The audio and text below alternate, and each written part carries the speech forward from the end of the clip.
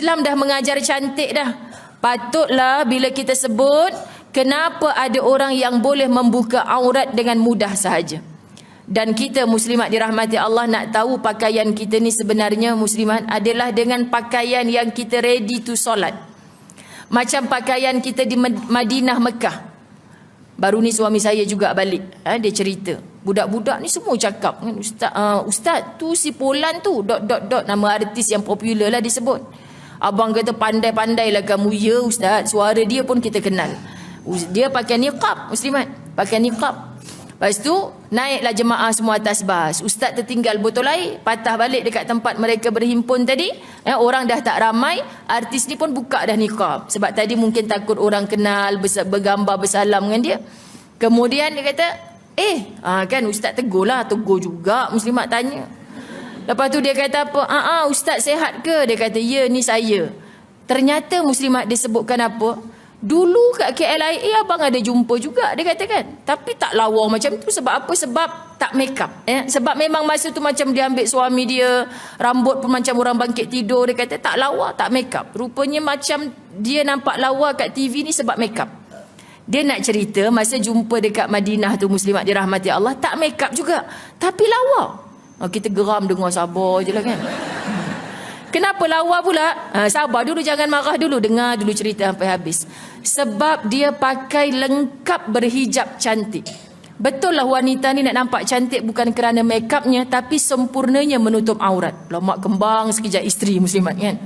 Maksudnya apa? Bukan kerana make upnya sangat yang cantik, tapi bila wanita tu biar tidak bermake up, original, tapi dia lengkap menutup aurat, ready to solat muslimat, kelihatan cantik di mana-mana lelaki yang beriman, insya-Allah. Jadi kalau orang mengejar kerana kepura-puraan muslimat, kita takut yang datang itu bukan orang yang beriman. Jadi jangan pelik kenapa ada orang diberitahu ni tutup aurat tapi dia tak mahu. Jangan caci maki dia, doakan dengan kasih sayang, campakkan nur iman dan hidayah dalam hati dia, ya Allah. Kita tak nak saudara kita tu mati dalam keadaan macam tu. Doa sungguh-sungguh muslimat. Kerana kita yang betul-betul menutup aurat, mati pun macam-macam hisab. Ini kan lagi dia yang mati dalam keadaan tak menutup aurat. Sebab itu orang beriman yang baik, bila tahu saudaranya bermaksiat, berdosa kepada Allah, dia tidak mencaci maki, tapi dia turut menangis atas dosa saudara itu. Kamu menangis sebab apa ni? Menangis bang, bilalah saudara kita tu nak tutup aurat, mudah-mudahan Allah campak nur iman hidayah dalam hati dia. Menangis kerana dosa orang lain, ini saudara Islam yang baik. Bukan muslimat kita mencaci maki atas dosanya tidak menambahkan apa-apa. Masya Allah. Ini yang kadang-kadang kita dikelilingi orang yang bermaksiat pada Allah, ternyata dengan kita masih belum terhapus dosa batin. Sebab kerja kita asyik bercakap tentang dosa orang lain. Kita memandang dengan benci, bukan memandang dengan kasih. Perbaiki, takut yang betul-betul taubat hanya zahirnya, tetapi batinnya belum bertaubat kepada Allah. Dapat poin utama ni muslimat dirahmati Allah? Ke ramai dah tidur dah ni? Dapat tak poin utama ni? Poin utama ni maksud, ya Allah, kalau aku berdiri depan cermin, betul, insya-Allah aku dah bertaubat secara zahirnya. Tapi aku tak boleh belah dada nak tengok dekat cermin ni, aku ni penuh penyakit macam mana dalam hati. Hanya kita yang boleh rasa. Dan kita beristighfar sungguh dengan Allah. Betul muslimat? Sebab tajuk dia taubat dari dosa lahir dan batin. Kita nak mati dalam keadaan lahir pun tak ada dosa, batin pun tak ada dosa. Sama macam kita baru dilahirkan dulu. Kita dilahirkan dulu bogel muslimat dirahmati Allah. Tak ada apa-apa pun. Kemudian zahir kita bersih dari dosa, batin kita bersih dari dosa. Anak-anak kecil yang belum mumayyiz, yang belum baligh, tak punya rasa apa-apa. Tak ada berkecil hati dengan ibu, tak ada rasa apa-apa muslimat dirahmati Allah.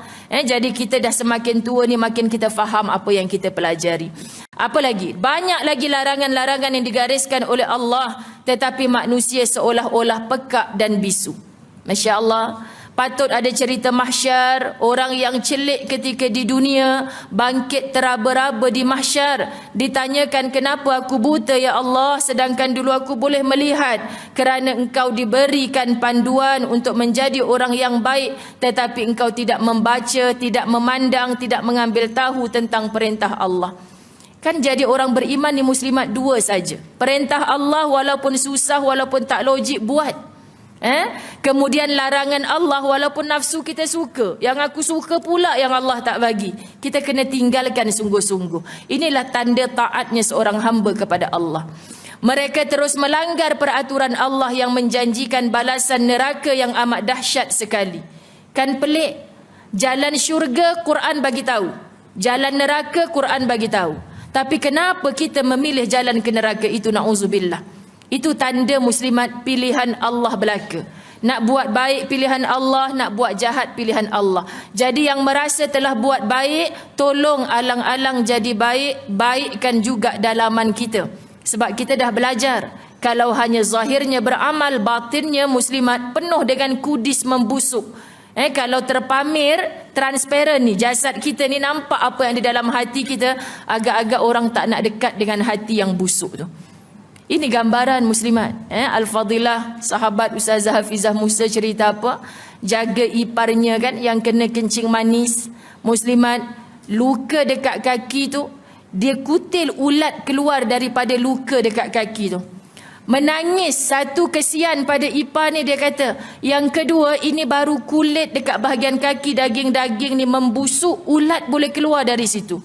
Ya Allah, kalau hati kita busuk, bayangkan berulat macam ni, kita takkan dekat dah dengan kawan sebelah kita.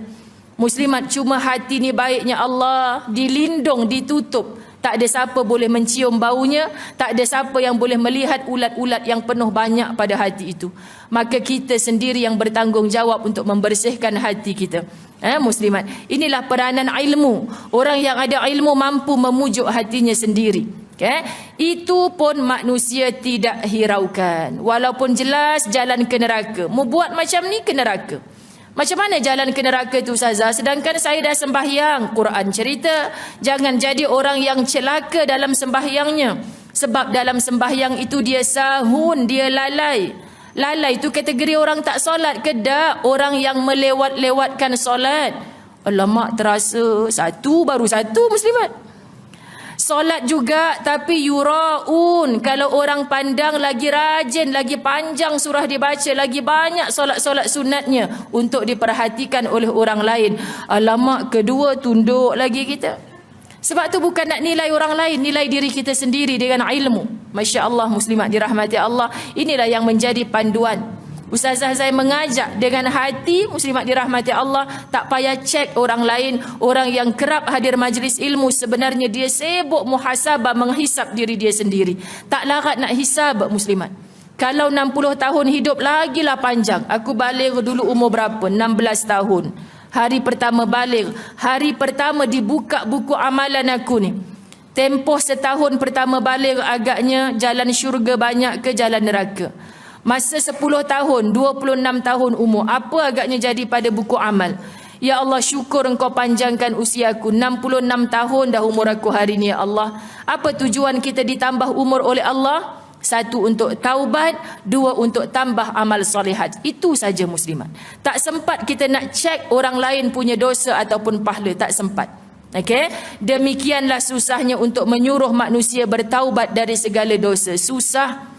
Yang senang sebenarnya nak suruh diri kita bertaubat dari segala dosa. Sebab kita yang tahu dosa apa yang kita buat.